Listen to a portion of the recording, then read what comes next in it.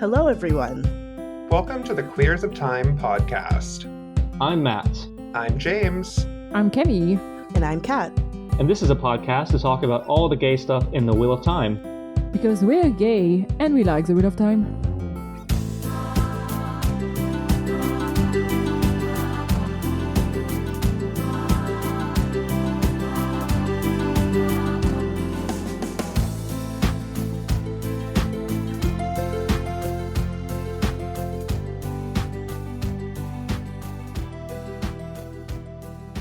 And as always, thank you to our third Venator of Terrain, Lux, Charlie, and John. Thank you. We love you. So, welcome to today's episode of the Perrin and Faile Show. At least that's what we're calling today's episode of the Queers of Time, in which we discuss Goldeneyes, episode 7 of season 3 of the Wheel of Time show. I mean, it was a great Perrin and Faile show. Oh my god, yep. I'm not gonna lie, I really loved it. Listen, this show is doing what I did not think was possible, but I suspect it might be the case. I really like Faile. Yes. Yes. I'm really enjoying her. I'm really, really liking her. She has a feral energy that I appreciate. Mm-hmm. I think feral is a great way to describe Faile. Right? Yeah. Yeah. Like, even when she's happy, especially when she's happy, I think that's when I feel it the most. And, you know, I like it. I like the vibe. I'm still trying to get my, pulse on the show Faile, and I don't know. I'm still not sure how I feel. I like her. I just, I don't know I don't know what it is. There's something about me where I'm I'm not 100% on board yet, but I like her 100% more than I do book Faile, so... Yeah. Mm-hmm. I don't think it was particularly hard to like her more than book Faile. Well, this is the thing. This is the thing. And also, we forgot to mention, but we're going to start with a section that does not contain any book spoiler. I actually don't know whether we're going to have a book spoiler section at all because I haven't seen much. Maybe we'll have a few notes at the end. But if you have only watched the show, have not read the books, you're free to... you're always free. I'm not going to imprison you or whatever. But please stick around. Yes. Listen, we're not your parents. We're not going to tell you what to do. Yes, exactly. So I was kind of trying to figure out how to construct this episode because we're staying in the same location. I actually do not have the exact chronology of all of the events. And when we go through chronologically, that makes us switch from one plotline to another. So I'm kind of trying to see whether we should divide per kind of arc. There's kind of four parts in this. There's something about Perrin and Faile was the main people of in that episode. So that's all part of the Tuatharan. With a specific storyline that follow Aram, and especially there's also Alana and Maxim, and then the fourth one is Loyal, Ben and Chiad. So I felt like that maybe 4 sections that we could just do the episode along. I think that works. Yeah, that works. Is there one of them that you want to start with? I think, should we maybe leave Perrin and Faile for last, just because that's going to be the biggest chunk? Yeah. Sure. I think so. I think that, yeah. We could start with the Tuatharan because that's who we see in the cold open. Mm-hmm. They come back. The Tuatharan are back. I was happy to see Ila and Aram back. Me too. Yeah. Yeah. And also, I don't know if it was just me, but seeing the Tuatharan after after episode 4 kind of hit differently. Especially having the Tuatharan and also the Bane and Chiad in the same episode, and kind of I was like, oops. Uh-oh. That moment when Ben and I don't know whether it's Ben or Chiad who said about the lost one that she would never go to that low. I was I was like, oh, interesting. Oh. Interesting. Oh. Interesting. There's also a scene where Perrin asks Ela to carry the children away, and he says no one runs faster than a Tuatharan, and in the subtitles it's Bane and Chiad coughing. And I was just yep, I know. So good. It's so good. Yeah. It's so it's the pettiness of it all. Yes. Yeah. Oh man.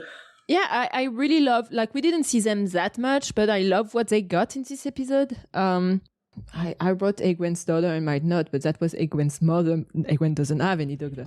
Egwene's mother made me laugh when she gives a stew to Aram and Ila, and she's like, she removed all of the bits. She picked out all the bits. That makes it vegetarian. Yep. That's it. That's all you need. Listen, there's no meat in it. Is that not vegetarian? I'm joking. I know that that's not the case. But it does track that she would think that. Yeah. Because she was like her rationale is, well, there's no meat in it. I took the meat out. I mean, I'm sorry to say, I'm sure that any vegetarian had that experience once in the past. So Oh yeah. Oh my goodness. It gives very small town grandmother vibes. I hear your boyfriend is a vegetarian or whatever that is. Here, I made this roasted chicken, but I took out the chicken stock from the whatever. It's like if I don't know if you've seen the movie My Big Fat Greek Wedding.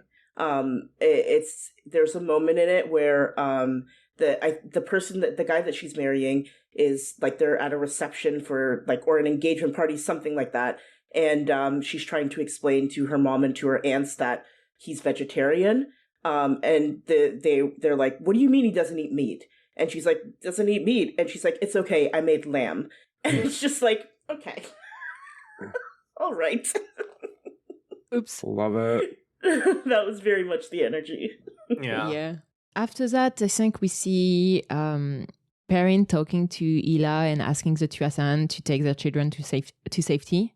That was very moving. I mean, I'm going to say that a bunch of times this episode, but Perrin had so many nice sentences like this episode. It really slapped. It felt like, oh, that boy is suddenly very wise. They are, well, and I'll talk about this in Perrin's section. I am loving what they're doing with Perrin on the show, with Perrin's character and his arc on the show. Excellent. He's a quiet poet. Yeah. And it's such a good balance, sort of the quiet moments that he had with Ila, especially Ila, throughout the episode.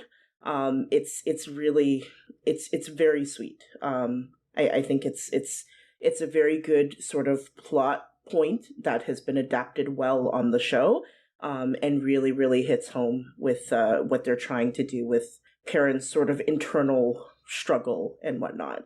And then also what we know now about the Tuathan, it's, all of that history has been revealed, and it especially makes, sort of the conversations that are happening even more poignant.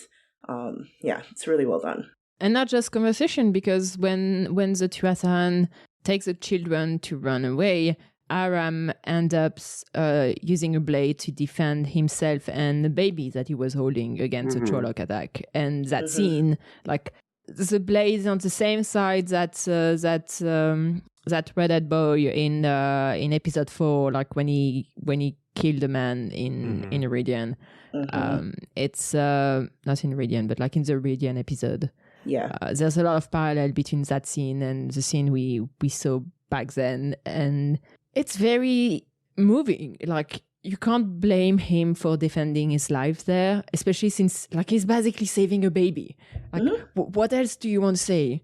I will say that it's not really a spoiler, but in the books it's a bit different. Aram is more taking the decision to take the arm, when here it's a self-defense thing. Yeah. And I kind of like what the show did here. Me too. Yeah. Aram was breaking my heart all through. His faces were breaking my heart, because he is he desperately wanted to help. And he wanted he wanted to help. He wanted to be useful. And what he did was very useful, but it was obvious he didn't feel yeah. And now he's basically split from his people.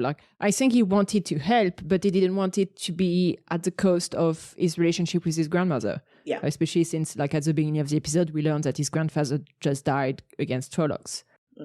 But at least apparently he has a place to stay in the River. It sounds like it. Since tinkers are good with pots and this kind of thing. So we got a new blacksmith, which is good for him. But yeah, his arc this episode was really moving to me. It was. I agree. Yeah. Yeah, I felt bad for him because he, like you mentioned, it's not quite how it happens in the books, and I like this change a lot. And I hope it works out for him. Yeah. We'll see. Fingers crossed. Fingers crossed. Is there anything else that we had? Or On the Tuasan? No, I don't think I have anything else. I know this might kind of bleed into another sort of section, but I liked the sort of adaptation that we had of the Tuathon protecting and getting the children away, and then the women's circle outside fighting. I think it was really one of my favorite moments of the episode. Marin has been like she was. Oof. She was great this episode. Yeah. Oh yeah. And it was really I liked the balance of seeing Ela and Marin, who are both they're sort of the matriarchs in their sort of groups, and the way that they protect the people that they care about and the people that they're have kind of been entrusted to them, and it's in very different ways, but equally important and equally loving. It's like it was really, really well done. Yeah. Do we want to move to Alana and Maxime, for example? The best part of the episode, yes. I agree. Actually, they had some very good moments this episode. Yeah. I love the banter. Like, it's The banter between them is fantastic. Maxim being like, "We're gonna die here." Yeah. Yeah. I hope you enjoy being right when we're dead here. Was it this episode she called him a bitch? Yes. It was. Yes. Okay, just When he ate the fig. He ate the fig and didn't give her any. She called him a bitch. I had to ask Taylor Napier on Blue Sky, like, whether she did get any fig at some point, and it was like, in every of the takes they took of that scene, Alana always kiss him before he's able to actually swallow the fig. So. That's funny. Yeah, they were excellent. It's I am really enjoying it makes me kind of sad, honestly, that there are some people who are not appreciating what they're sort of doing with their arc, because I think it's really beautiful. Like it's really, really beautiful to see. They've lost this person that was sort of their tether, sort of their anchor, and they're trying to figure out, first of all, if they can go forward from this, and also how they can move forward from this. And like this was a really good, I think, moment. It was a really good first step, or first few steps for them. And I think they kind of answered that question, like, yeah, actually, I think we can. There is a way that we can move forward, and it's by making something, it's not by falling back on what the dynamic used to be. It's by making something new, which I think is that's healthy. Yeah. Did you notice that when they're about to kiss again, is removing the last of the ashes she has on her face? Yeah. Yeah, that was sweet. That was very sweet. Yeah. Other than that, well, they have a pretty significant role for the battles here, because like basically among the people of the Two River, Alana and Maxime are the only ones with like fighting experience, plus also like Ben and Chiad. So we see Maxime training the men, and like the villager with the spears. We see Alana training with the channelers and finding a new channeler. Shout out to Daisy Konga. Oh my god. I knew you had it in you. Rest in peace. R.I.P. you bad bitch. Oh my god. I do want to say that I love Matt's sisters. Oh yeah. When they're like, when are you gonna teach us like how to do a fireball? Like, can you throw lightning? The other eye said I did, and like Elana moved away from the tower, and she's still being compared to like Moraine, and like it's not even like yes, it's like you could just Alana's face during that entire interaction. And I saw lots of people talking about this after too. Like, just it was Alana realizing in that moment that Egwene was the exception.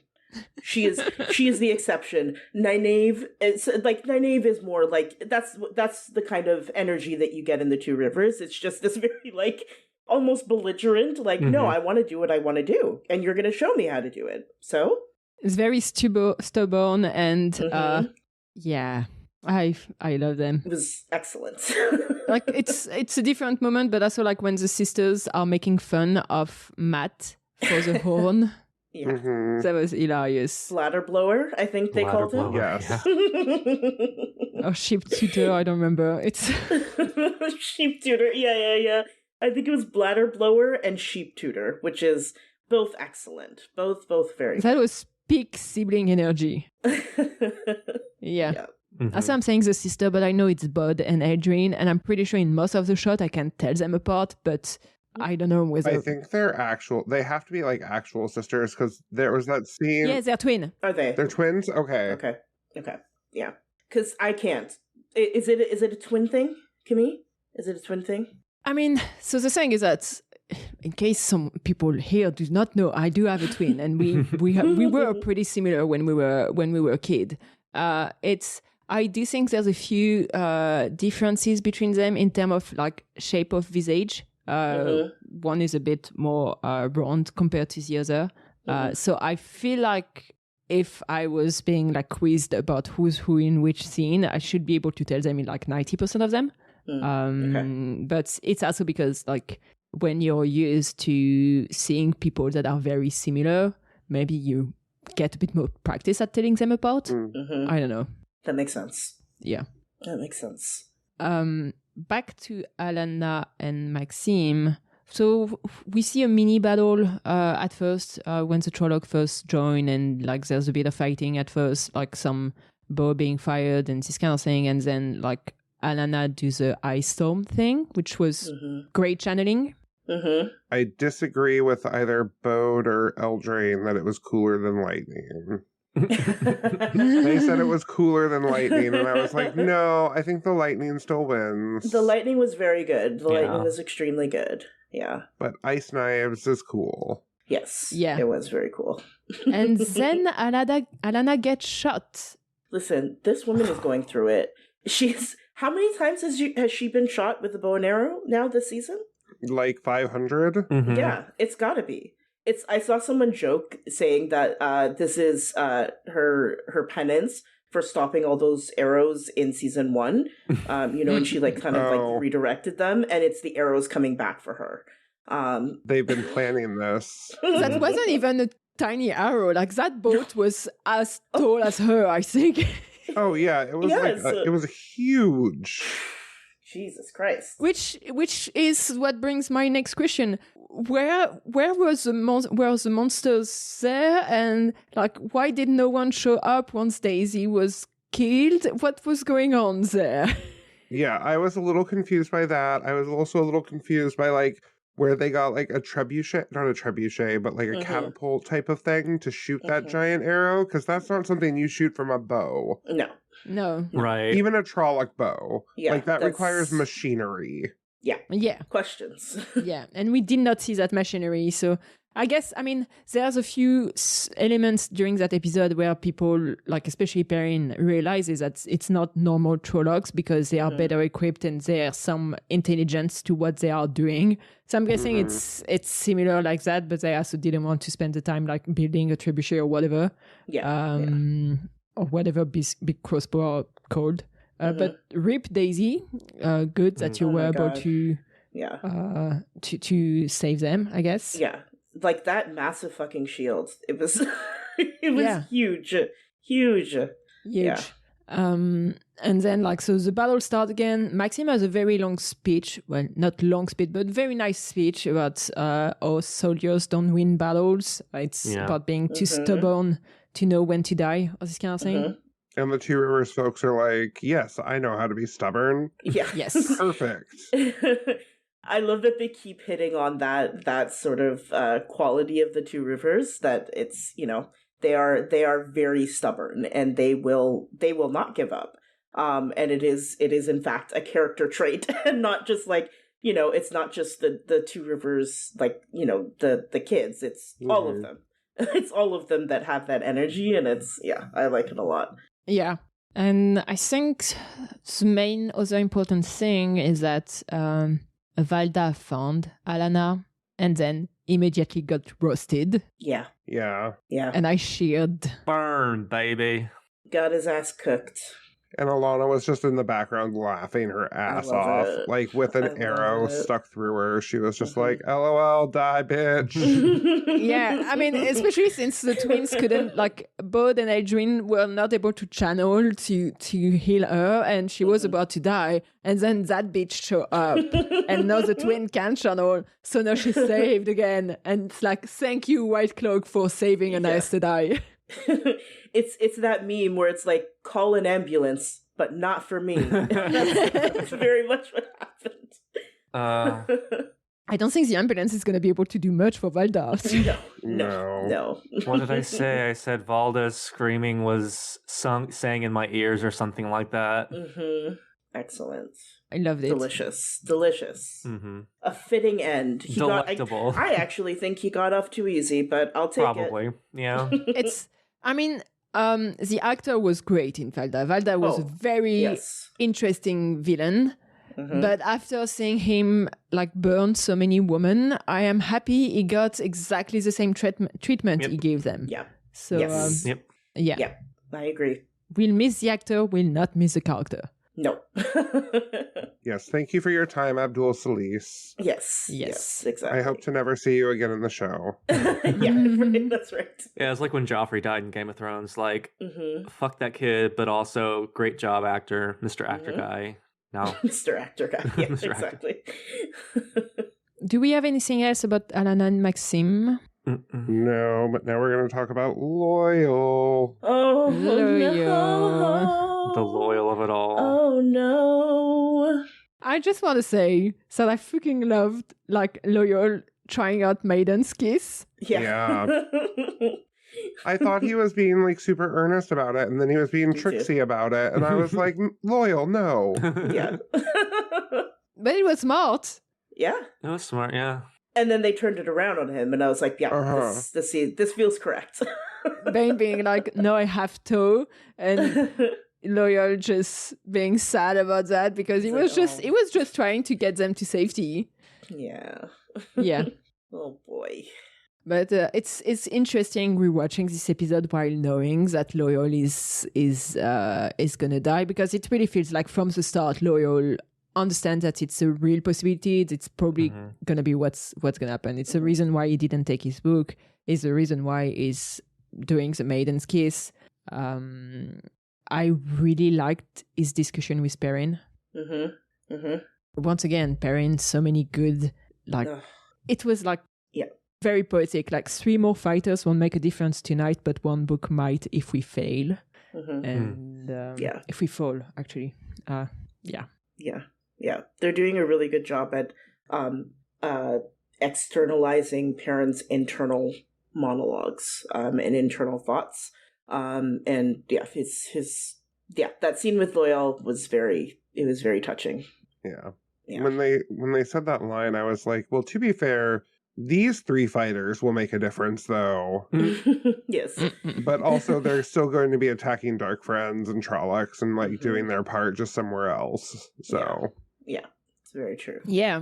And Ben and Shiad, like, and Loyal also killed actually a lot of Dark Friends at the Waygate. I'm just gonna say, like, Ben and Shiad making fun of fucking Wetlanders, even their Shadowrunners are soft. That was my favorite line in the entire episode. Yep. It was a great line. It was. Listen, it's once again petty as hell. It's just the pettiness.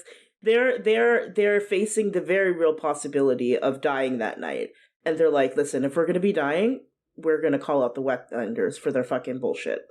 So, and they were right. Even their Shadowrunners are soft.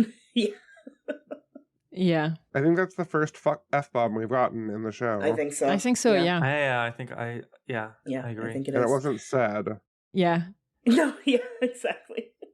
I kind of want to learn Maiden's Kiss, like, not Maiden's Kiss, but like the Maiden talk. No.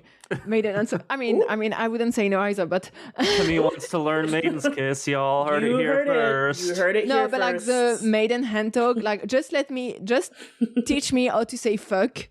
Yeah. Like, with that, I'd be very happy. They need to release some kind of guide or something like that. I feel like that would be nice. Tiny tuto. Yeah. Exactly. Yeah. And then Loyal said goodbye to Ben and Chiad. Yeah. I was just surprised that no one thought of it being a possibility. Like, they didn't think it through, really. Yep. They were like, Loyal, get in there, turn off the Waygate. Also, there's probably going to be a bunch of fucking Trollocs in there. We should come up with a plan. I think that Bane and Chiad. I think they knew. I think they knew. I think they were embracing. I think they assumed that, and actually, I think they all were on the same page that this was going to be their last stand. That they could at least succeed in this, but they would not come back from it. That was kind of the energy that they were, all three of them were giving. I think it was just manifesting in different ways, maybe. Yeah. But I don't think Bane and Chiad expected to come back from the Waygate. Yeah. Plus, Ben and Chiad, like as Ailes, have kind of a different relationship to death than a lot of the Wetlanders. It's very much, it's the dream everyone must wake up from. It's very similar to the Tuathon. That's true. I wonder why. Curious. Yeah. It's not funny. I keep saying it's funny, but it's interesting being like seeing that scene with the Waygate and Loyal with the Avendasora leaf. And being like remembering all of the book reader discussion back in season 1 when we saw Moraine opening the Waygate with Weave, because like the fact that the Waygate can be opened in different way and that you can't really lock it from the outside anymore is the reason why Loyal dies today. Yeah, because you need a way to permanently close the Waygate, and the only way to do that is to destroy it. Right. So. Yep. Yep. I was sad about Loyal. Me too. Same. Your name sings in my ear. Yeah. That last one, it like when Perrin said that the last time to him, I was like, oh, this is so sad. And they, after the battle, like Ben and Chiad and Perrin and Faile find the books. Perrin reads a little bit from the books, and we get this very sweet voiceover from Loyal. And I liked that this was how they were saying goodbye to this character. Yeah. I feel like it was very fitting. It was a very fitting goodbye. Also, I think the scene with him finally being able to destroy the Waygate was also very cinematic. It was. I liked it a lot. It was very well shot. Like I've been complaining all season about like how they just kill off characters in a way that is starting to feel Game of Thrones-ish to me. But like, if I really think about Loyal, like, do I like that they killed him off? No, but I think there's also a lot of characters in the show, and up to a point, you're going to need to clear the space for characters. Again, that's up to a point. I wouldn't like give them carte blanche to just kill off whatever. But Loyal's death was, I didn't like it, but I'm at peace with it and I understand it. And I also like there was some theorizing like he could be a hero of the Horn, maybe there's other ways for him to come back in the show. And I think that like whether he stays dead or whether he comes back as a hero of some sort, like I'm okay with either one because I feel like they mapped it out really well. Yeah, I think so. I'm okay with the death. I think if they wanted to retire him without having to kill him, they could have used him being feeling the longing and having to go back to a setting, and then he could have disappeared for a few seasons without it being an issue. I understand the need also to remove the character because, boy, that was a lot of work in terms of makeup, and it was physically very straining on the actor, I think. Yeah. Yeah, it was. Yeah, the prosthetics were a lot. Yeah. The actor was basically the first one in the makeup room and the last one to leave like at every shooting day. So it's a lot. But yeah, it's there was someone like after watching this episode that said on the Discord that it was kind of fitting that we were losing the storyteller of the Wheel of Time show early because we lost the storyteller of the Wheel of Time early. Yeah. And it's I mean I will say the score of music that played over that whole sequence, I believe was the same as it was the same theme as the Heroes of the Horn that played over that scene with Matt at the end of season 2. Mm-hmm. So it could mean something. It could mean nothing. We don't know. But honestly, I would absolutely love if at the last season of the show, when you get the last battle, and I'm assuming the horn get blown, because it's basically the purpose of the horn. It's to be blown at a very significant moment. It would be very nice to see, instead of just being a bunch of random heroes like at the end of season 2 that we didn't really know, for the horn to instead show all of the character and hero we lost during the show in a way. Like an in memoriam during the Oscars. Yeah, but kind of. I would love that. But it's like, the thing is that it's cheesy, of course, but every show, when they reach the end, kind of want to have a cheesy moment. And like, imagine there's 3 episodes left of the show, and it's kind of a way to say goodbye to everyone. And like, look what we did. Yeah, I wouldn't be mad about it. It's cheesy, but I would find it sweet. I'm sure they will get who they can in that situation. Yes. Yeah, for sure. As someone who loves like Critical Role and how in their finales they always bring back a bunch of guests, it would feel the same for me. Yeah. It's I very much for some reason I've been thinking about Critical Role a lot recently. Specifically the first season, and I was thinking about that moment at the end of the first campaign, I should say, where they brought back Mary and what's his name? I can't remember. Pippin? Yeah, Mary and Pippin. Mary and Pippin. I mean, that's where my mind went, but okay. I knew I was wrong. Will. Will, that's his name. Mary and Will, who were very their characters were really connected. Important to the first season. I mean, they came back a few times in the first campaign. Yes. It's a Critical Role kind of like, they couldn't do that for the finale of campaign 2, but they do that again for the finale of campaign 3. Like, they have do they? Okay. 6 guests showing up, something like that during that episode. It was insane. Yeah. At some point they may have been like 10 or 12 at the table or something. Oh my god, I cannot imagine. That sounds so stressful. Anyway. Yes, but I all that to say, I would like it. It would feel like it's kind of like an Avengers Endgame moment. And I know people's mileage may vary with Marvel and everything like that, but for me as a comic book fan, that was a very special moment, and it was something that I had always kind of imagined, and I didn't know how it was going to happen. And so it would be nice to get sort of the Wheel of Time fantasy version of that at the end of season 8 or whenever. It's like, I hate to bring that up because I hate Harry Potter these days, but when Harry fights Voldemort in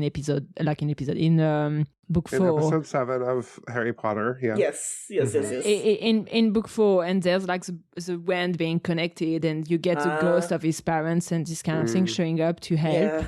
It kind of makes me feel of that. But fuck you, J.K. Rowling. Sometimes and I mean, I'm angry at J.K. Rowling for multiple reasons, but one of them is for ruining this, because sometimes I think about those movies and I got a lot of joy from watching them. Yeah. Earthsea has helped me move past Harry Potter. I should read that. God, it's so good. No, we should do a Queers of Time, read the Earthsea books. I would be down with that. I'd be down.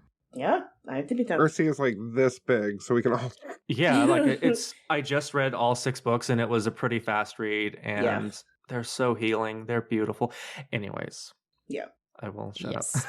Yes. Is there anything else to say about Loyal, Ben, and Chiad? No, I'm just sad that he died. He was a loyal friend. Yeah.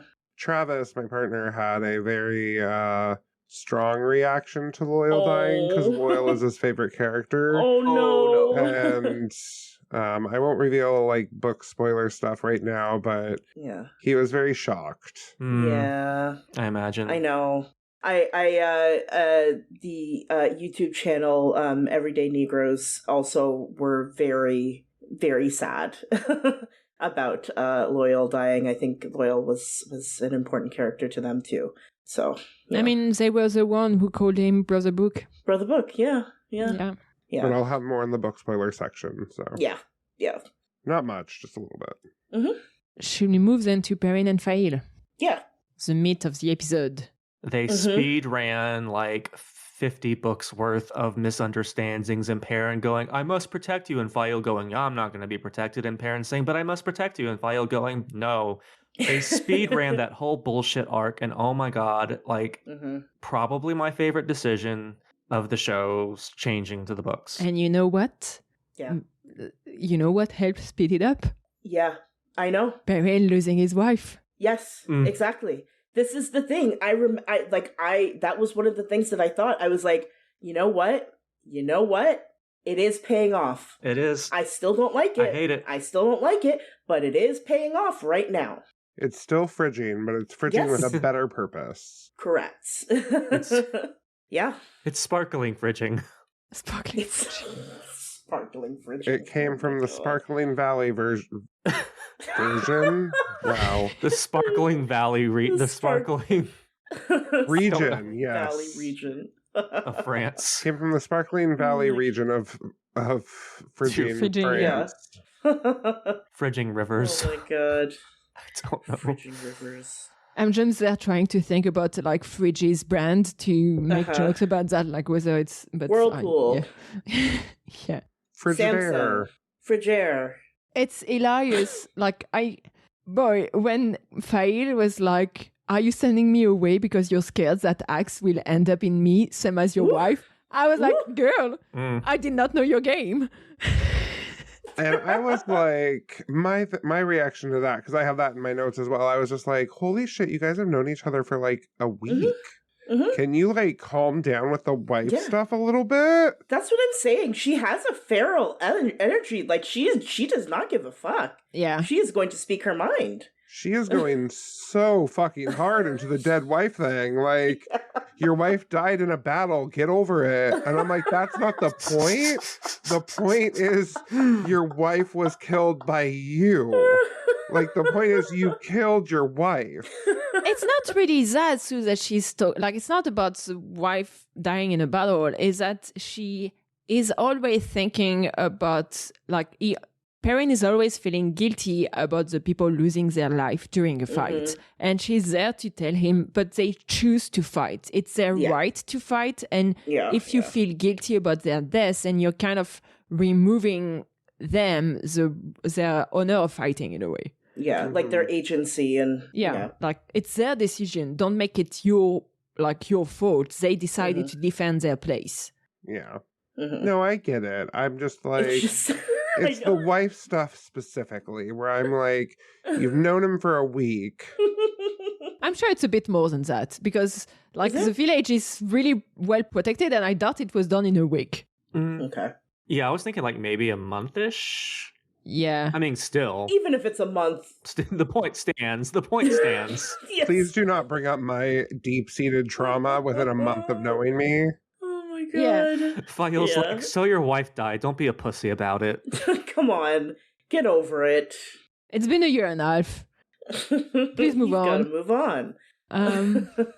Before that, there was quite a few things. There was a small scene with Perrin and Will and Ban about like when they're in the forge. I love that two boys were talking about Lord Perrin and Lord Goldeneyes, and it was pissing Perrin off.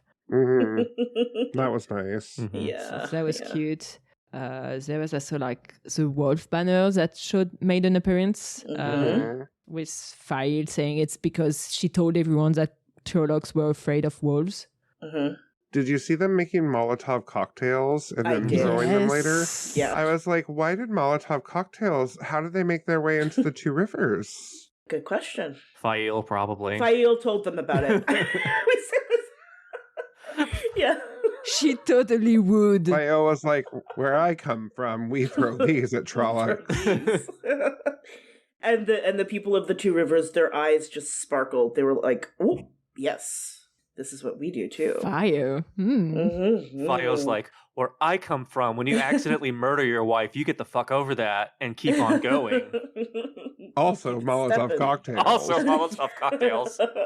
Oh my god. To be fair, Molotov cocktail doesn't sound particularly hard to do. Just call with, like, I don't know. Yeah. No, it's not difficult to do at all. It's just the idea of it. It's, yes. the idea of it I didn't expect to see in a fantasy setting. Yes. Oh my god. Yeah. Yeah. We see the White Cloaks with Perrin negotiating with Dane. Dane is still drinking, of course. I like Dane this episode. Me too. I really like what the actor has been doing with him. Perrin saying that Natty Cotton died for his grief and like your father died for mine was excellent. Perfect. Yeah. No notes. Like, yeah. He hit the nail on the head. That is precisely what happened. And he is, you can tell how far Perrin has come in his growth because he is able to recognize what was happening. Like he is able to recognize, like, yeah, that's why I did it. It's not necessary. Like it was, I was grieving, and your father, unfortunately, was a casualty of that. You're doing the same thing. Yeah. We're the same. Yeah. In that sense, anyway. And it never ends. Apparently, Molotov cocktails weren't discovered until like the 1930s. Wow. Really? That sounds so late. The 1930s, that does track. Yeah, it does. It does track, actually, that it would be the 1930s that would happen. It was during the Spanish Civil War. Yeah, yeah. But what was the hard part? Was it like the bottle itself? Was it the combination of components? I think it must have been the bottle. It had to have been. When were glass bottles invented? Oh, long 1500 BC. Yeah, long time ago. Well, there you go. No. But interesting. To be fair, the Wheel of Time is not in the past, in a long time in the future. So maybe somehow they kept the recipe of the Molotov cocktail. They lost everything, but that one they kept it. But that survived. Honestly, if like Faile were to just pull out a Glock or something, I was like, yeah, that tracks. That tracks. This has been passed down from my family for generations. The sacred Smith & Wesson. The sacred Smith & Wesson. It'll blow your ass off. So. Yeah. Oh boy. Perrin made a deal with Dane about like trying to. Basically, Perrin is trying to get the White Cloak to fight, which didn't seem to work well at that time. Will work later on with some negative consequences. We can go to that later. Yeah. Well, why was Lord Luke with the White Cloaks? That was my question. So I think Lord Luke was sent, so basically it's been as a river, and they sent Lord Luke for parley, basically, like to talk to the White Cloak so they could have a conversation because Perrin's not going to show up to the White Cloak campus. Right. Okay. That tracks. I guess because he's like an impartial, like he's yeah. Okay, that makes sense. I just feel like they didn't do enough with that character. No. Same. Yeah, I'm curious whether they'll get more later on. I don't know. We'll see. Yeah. We'll see, because it does spend a lot of time in the White Cloak camps, and at the end of the episode, Perrin decides to go with the White Cloak, which we'll talk a bit more in detail, but we'll get to see him again next season because of that. Yeah. Before the fight, we got a Sing of Manethran. The song made a comeback. Yeah. James, did you like it better this time? No. No. I was wondering, because I know you did not like it the first time. I was wondering if this time made a difference. I forgot you hated it. It was slightly better. A little better. It was slightly better just because it wasn't replacing like my favorite scene from The Eye of the World, but right. Okay. Yeah, it was just like blah. It was whatever. It was fine. That's fair. Yeah. I liked it a lot. I thought it made me very emotional. I liked it a lot. I thought it was really well done. I don't know. I thought it was better than a speech, especially from Perrin. I feel like a speech from him would have felt a bit out of left field, I guess. Yeah. He's not a speech giver. No, it felt very true. I mean, he's not a speech giver when there's a speech needed. Yes. But he has some great sentence when no one is needing that. Yeah. Yeah. It felt very true to Perrin as a character, and also just like it sounded really good. It was really the harmonies and everything like that were well done. I liked it. I'm still a bit skeptical about some of the rhythms there. But yeah, I think at some point it would benefit for taking a little bit more time. Okay, like a slower. Yeah, but that's like nitpicking. Mm-hmm. I thought it was really short. I felt like they could have sang like a little bit more of the song. Yeah. Yeah. But they only got like 3 or 4 sentences in. Yeah. Or 4 lines in, I guess. Was the song longer in season 1 or? Yeah. Yeah. It was. Yeah. Mm-hmm. It felt longer. James was like, fuck the song. Yeah. James, you were the first person that I thought of when they started singing. I was like, oh, I can't wait to hear what James thinks about this. It's fine. It was appropriate to the situation. It was just Yeah. like, I just don't care for the song. That's fair. Yeah. So after that, there's some battle. I really don't have much to say about any of the battles this episode because they all looked great and it was nice to be able to see them. And yeah, good choreography, but there's not much to say about those. There's the first battle that we already talked about with Alana finishing it. Then Perrin goes to the village and find out that there's something weird about this all. Then the White Cloak shows up and immediately bring Faine. Yeah. Faine's yell when he's telling them to attack was I enjoyed that. I know that he's an evil motherfucker and I recognize that, but I deeply appreciate Faine's presence on the show and the energy that he brings. I really like him. The thing is that I saw all of those like good White Cloak with their perfect white uniform because they got bleached, because bleaching something is actually very easy. And then you get Faine and his set of White Cloak with still the same bloody uniforms as the last time we saw them. And I'm like, Dane, you really didn't think something was weird there? I mean, Dane's drunk as fuck. Yeah. Dane's hitting the juice. He is. True, but Valda was there, and Valda is pretty strict about this kind of thing. Right? And I did love Perrin calling Dane out specifically on that. Where Dane's like, I didn't know, and Perrin's like, you should have. Like, what the fuck? I liked that line a lot. I was like, you should have fucking known. Yeah. The clues were right there. Like, please, put them together. 2 + 2 = 4, dumb motherfucker. Exactly. Yeah, like you're all there talking about Natty being a witch, but you can't even see a fucking dark friend in your own camp. Like, right? Yeah. But it's very, I think it's very representative of the White Cloaks as an institute, like, you know, as an organization to begin with. They're so focused on hunting down and murdering women who can channel, and they are not focused on anything else. Like, that is their sole focus. The things that they could actually be helping with, they're not doing. They're focusing on this bullshit instead that does nothing for anyone. Right. You know? So it's like there are people apparently saying that they only saw like a dozen of Trolloc when there have been hundreds of Trolloc showing up. Like, what were you guys doing? Right? Like, there were moments during the battle, especially in the mountain pass, where I was questioning the scale of it. It didn't seem that big to me, and the Two Rivers battle in the books always felt like a big battle. Right. I realize it's a small town. It's probably a smaller battle. But it didn't feel as big as it did in the books, I guess. Yeah, I don't remember the books, but yeah, that only happened a couple of times. Yeah. I think it's also hard to make like battle look big. Right. Yeah. Like, It is. You need a lot. It felt bigger in the Two Rivers town itself. Like the scale of the battle felt like much heavier than. yeah, because when it's inside the Two River, the Two River village, you see a lot of very close shots. There's a lot of people who died apparently still because like you see quite a lot of death. Oh yeah. So yeah. Did the baker boy die?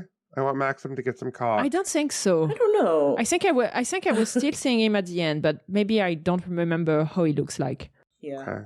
I know he was there for a while in the battle. Is that the guy with the very long hair, or is that someone else? Yeah. Yeah, I think he was still there at the end. Okay. Yeah. There you go. Good for Maxim. Go get it. I mean, it'll be stale cock, but it'll be cock nonetheless. Oh, bless. After that, like there was a very nice scene between Faile and Perrin when they're in the midst of the battle, and Perrin is kind of panicking because it's the first time that he's leading people, and now it doesn't seem to go well for them. And Faile is there to give another pep talk. So what would you give to the two river? Everything, and show them was really great, because right after that you get this big music showing up, and Perrin grabs the hammer, and then he's dual wielding with his axe and hammer. I feel like he lose the hammer pretty quickly. Yeah, but it's still, the scene itself was very great. It's very good. It is good. Yeah, this was, when I was watching that, I had the realization this was, I think, the closest I've been to being attracted to a man. Is it the stay behind me, stop trying to protect, kill the ones I miss? I mean, that was part of it. It was the dual wielding. For some reason, him holding the axe and the hammer, I was just like, I think I understand a little bit more about heterosexuality. What is this strange thing within me? What is this strange feeling? And then it went away very quickly when I saw Marin and the women's circle. And I was like, okay, we're right back. I'm back where I should be. We're back. Okay. It was just a blip. The women's circle was great. Yeah. Yeah, Marin was fantastic this episode. Shout out to Marin Alvier. Oh my god, she was so good. Oh, she was so good. I just loved, like, I saw like tiny Faile jumping on people's back to just stabbing the shit out of them. Spider monkey is what she is. She is. It's so good. Again, the feral energy is excellent. Oh my god. It's a tiny people factor. I'm sorry to say, like, tiny people, sometimes you're very surprised by how much angry energy they have within them. They have a lot of rage in their tiny little bodies. Yes. It's shit, I don't remember the name of that TV show. That's fine. It's I make me think about a character that is tiny but a bit like that feral energy too, and I love it. Yeah. What did you guys think of the Perrin and Faile scene? I think Perrin should have just killed Paden Vane. Yeah, he should have, but Vane. It makes complete sense why he didn't. Yeah, I'm not surprised that was the outcome of it, and it is going to come back to absolutely bite him in the ass. Yeah. Yep. But there we have it. I think if he had not done that, the Two River was done, because they still had quite a lot of Trollocs, which is why it's surprising that Perrin and Faile did call them back. But also it kind of shows that Dark Friends doesn't mean that they're willing to give their life to the Dark One. That's a big difference in a way between the people from the light that are fighting no matter what the cost is. Like, especially like the Two River, at least fighting to protect themselves till the last man is standing, compared to people who may not have such conviction. Yeah. And that's the thing. Like, it shows, like, at their core, they're cowards. Yeah, is the thing. They're cowards. And Faine specifically is a coward. And Perrin absolutely calls him out on it and was like, like, I can't remember what Faine said, and Perrin's response was, then why do I smell your fear? And it was like, another reminder of Perrin's sort of wolf brother thing that he has going on, but also, like, I think it's also kind of just Perrin's ability to read people. And I like how it's manifesting on the show. It's not just, like Perrin going around and assuming people's intent, and wrongfully assuming people's intent. He's doing it. They're much more selective, I think, with how it's coming out. And I like it. I like that they're, he's able to clock that, oh, this man is a coward. He does not want to die. And that is going to be more important to him than winning this. Yeah. The why do you smell so afraid was really good. It's the first time that we are getting some smelling emotion.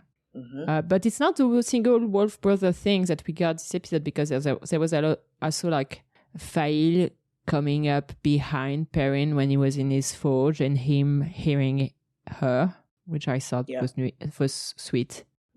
And then the battle ends, and Faile grabs Perrin's beard in order to kiss, which I found hilarious. I love that for them. Their height difference is so pronounced. So extreme. It's so crazy. It's like a Chihuahua and a Doberman. Yeah, it's so crazy. It's the same energy, to be honest. It is. It's not even a Doberman. It's like a Bernese Mountain Dog or something Yeah, it's like the Saint that. Bernard or Like that's very much what it is. Just whoop. it's like a Chihuahua and a Burmese Mountain Dog Yeah, exactly. with the exact same Oh energy. my god. Yeah. Oh my god. I think someone asked like the actress, how tall was she compared to, like, I don't know how it was phrased, but like, how tall was she compared to Marcus? And Marcus is like 6'2", something like that, and she's 5'3", 5'4", maybe something like that. But apparently, like in the shows, they are playing with the height difference in order to like sometimes make it even more pronounced, which I found hilarious. I like it. I'm really into it. Yeah. Yeah. I think it makes them even more endearing, I think, honestly. Yeah. Then we kind of end the episode with Perrin going away with the White Cloaks, with him saying that violence never ends until someone says enough, which is a very nice callback to his discussion with Ila back in season 1. Yeah. I think a lot of book readers were surprised. I was happy because that means it'll have something to do next season. Yes. Yes, 100%. Yeah, they're speedrunning his arc, and I think that it just goes to show that they're speedrunning a lot of like middle book stuff, which, not a spoiler, but in any 15-book fantasy series, the middle books are going to be difficult. Yes. Yeah. Yeah. But there's some part in the middle books that I liked, so... There's some great parts in the middle book. Absolutely. The ending of book 9 is one of my favorite moments of the entire series. True. Yeah. Random unpopular opinion, I actually really enjoyed book 8, despite it being... I don't even know what book 8 is. What's the title of book 8 again? The Path is of it Daggers. Path of Daggers? Okay. Yeah. Okay. I can't tell you a single thing that happens. What happens? I can't tell you a single thing that happens in a Path of Daggers. What's the vibe? I think what I liked about it is that it was short. Okay. So... Okay. Let me My Google how many favorite thing- pages. Okay. It's the length. My favorite thing about the book was how little of it there was. So, like, but genuinely, like, I remember Rand and Egwene's stories being interesting, and I just, like, I found the general, like, not a lot happened, but, like, the character development I really enjoyed about it, because I know that Egwene does some things that help her become the person who she is, and book 8 shows a lot of her coming into herself as the Egwene that we ended up knowing. Well, we always love her, but the Egwene of the end of the series. I love, because I went to the Wikipedia page of that book because I'm trying to find how short it is, and it's they indeed say in the page, in the wiki page, the book is the shortest in the main The Wheel of Time series, consisting of a prologue and 31 chapters. Yeah. Oh, well, there you go. There you go. Talking about the books, do we have anything else that does not require books stuff? No. I don't think so. In that case, do we have some book spoiler discussion to have, right? Yeah, I a think little a little bit. bit. A A very little little bit. So in that case, if you have not read the books, it is time for you to piss off or like leave, or at least be aware that the following will contain some book spoiler. And thank you very much for listening. So long, farewell. Auf Wiedersehen, goodbye. Wow. What the fuck is that? You really want to tell our listeners to fuck off. My goodness. I love our listeners. They know that I'm being a cheeky fella. I mean, do we want to... the only real thing I have... I did have something about Lord Luke. I was just like, they aren't doing enough of this character. Why did they bother introducing him? Right. Yeah. I would have, and I understand it. I suspect it's a matter of time, not having enough time. But like, I would have liked some allusion, at least, to the killing of the wolves, the slayer of it all. I feel like they left. So in the Battle of the River in the books, the wolves are not there. Yes. So I'm assuming that they introduced him and give him some link to the White Cloaks, because I'm guessing we're gonna see him a lot next season with Perrin. Yeah. I'm not entirely sure like how much they're speed running this arc or not, like whether, because it's always the same thing. It's going to depend on how many seasons they have more. If they only have a few seasons, then yes, you can like quicken that arc a lot. Otherwise, there's always I can always see ways to extend it, especially since, like, for example, in the books, Galad has a relationship with the White Cloak. Like, would there be a way for Galad and Perrin to interact with the White Cloak at the same time? Who knows? Like, are they going to give Perrin his light justice right now, or are they going to bring him to like Amadea or something like that to do that? I don't think we're going to see that in the show, but like in the books, for example, you could have an you could have an interaction with Morgaze, but I think they're going to kill off Morgaze. So yeah. I would think, and this, I'm having a difficult time right now. Sorry. It's okay. I would like it if they if they reverse the roles of the Faile Perrin rescue storyline. I would love to see Faile, because Perrin agreed to go with the White Cloaks. Faile did not make that deal. No. She is under no obligation. So if she wants to go feral, and if she wants to, like, if the showrunner wants to reverse the Perrin Faile rescue, why not? I'd be into that. It's not as if there's any book readers with a strong attachment to the Perrin Faile rescue. So yeah, if you can find me one person that's like, I love the Perrin Faile rescue, I will give you $50. Yes, truly. That's all I had about, like, I just think it's weird that Lord Luke is there, but he's not really being utilized, but he's an important-ish character, and I think stuff got maybe cut. Yeah. Or could be. Maybe they're just setting him up. And if they have time, they'll use him next season. If they're renewed, we'll see what happens. So yeah, I think it's part of the storyline where it's going to depend on how many more seasons they get. Mm-hmm. Yeah, I think so too. And whether they get an idea of that or not. Yeah.